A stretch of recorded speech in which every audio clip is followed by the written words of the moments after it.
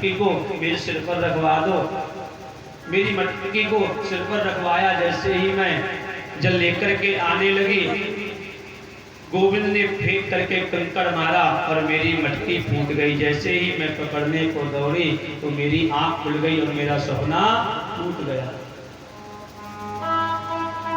एक गोपी कहती है, हे किशोरी जी, मैंने रात स्वप्न देखा कि कन्हैया अपनी चोर मंडली को लेकर के आए और मेरे यहाँ से माखन चुराने लगे।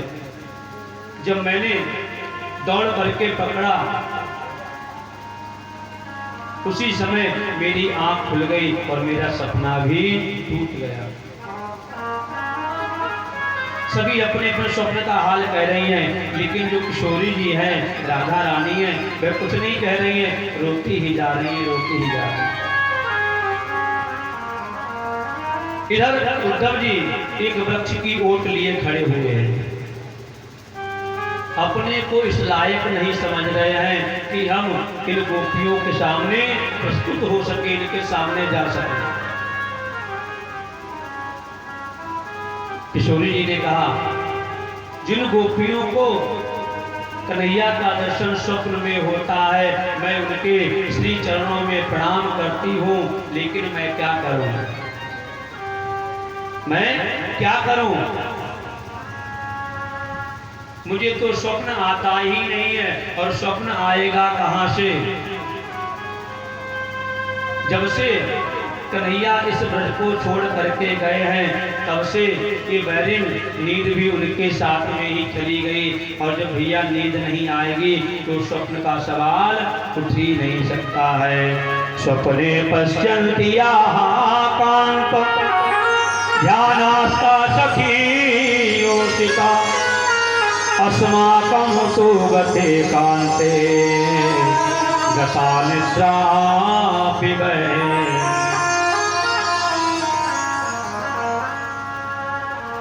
मैं क्या करूं, मुझे तो स्वप्न होता ही नहीं है।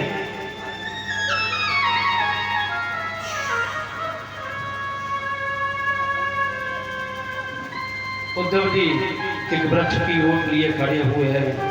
गोपियां कहती हैं, किशोरी जी आप रोते क्यों हो? अरे जिससे आपने प्रेम किया है वह तो निर्मोही है,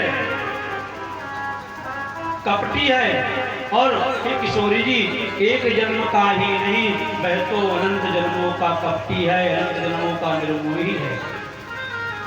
गोपियां कहती हैं, कभी कभी क्या होता ना, प्रेम में भी क्रोध आ जाता है, प्रेम में भी क्रोध आ जाता है। बैठ जाओ, चढ़ाना चढ़ा दो, प्रणाम करके हट जाओ, यहाँ पे ज्यादा बातचीत ना करो। आज गोपियां रोते रोते क्रोध करने लगी और कहा, किशोरी जी ऐसी निर्मोही के लिए रोती हो? अरे एक जन्म का कपटी नहीं है, वह तो अनंत जन्मों का कपटी है। अरे क्या बिगाड़ा था बेचारे बाली ने, जिससे छुपकर के बाण मारा? क्या बिगाड़ा था शूर्पणखा ने, जिसे अपने नाक कान कटवाने पड़े? अरे विवाह का प्रस्ताव तो लेकर के गई थी। क्या बिगाड़ा था महाराज मोरध्वज ने, जिन्हें अपने पुत्र का शरीर काट करके ही दान देना पड़ा? हे किशोरी, ऐसे तुम निर्मोही के लिए रोती हो?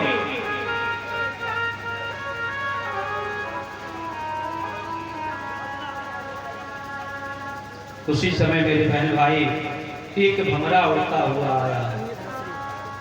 जैसे ही गोपियों ने उस भ्रमर को देखा और कहने लगी, अरे देखो तो किशोरी, ये काला है और हमारे गोविंद भी काले हैं, लगता है ये गोविंद का ही, गोपाल का ही मित्र होगा। जैसे कन्हैया ने हम सभी को धोखा दिया है, ऐसे ही इसने भी अपनी प्रियसी के लिए धोखा दिया होगा। एक गोपी बोली, अधिक कन्हैया की बुराई मत करो, कहीं इस भ्रमर ने जाकर के कन्हैया से कह दिया तो? तुरंत ही गोपियां हाथ जोड़ करके बोली, हे भ्रमर, जो भी मैंने कन्हैया के लिए कहा वह सब मिथ्या है, असत्य है, और आप ये सारी बातें जाकर के हमारे कृष्ण से मत कहना, गोविंद से मत कहना। सुखदेव स्वामी कहते हैं राजन, जैसे कैसे उद्धव जी ने अपने आप को गोपियों के समक्ष प्रस्तुत किया।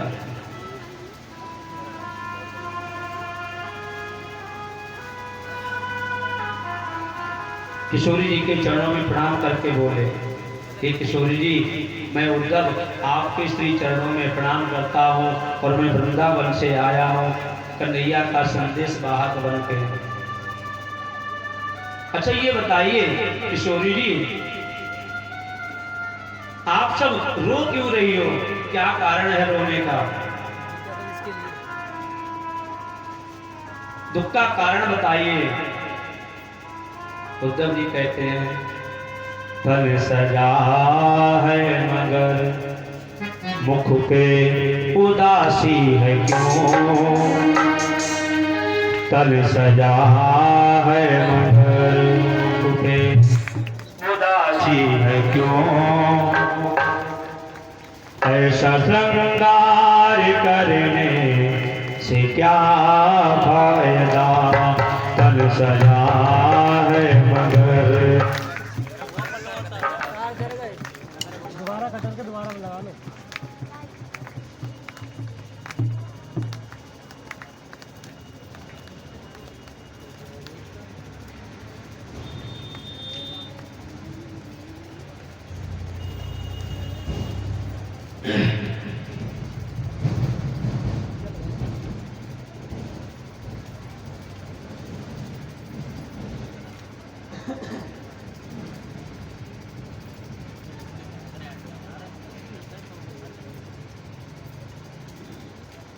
राधे राधे।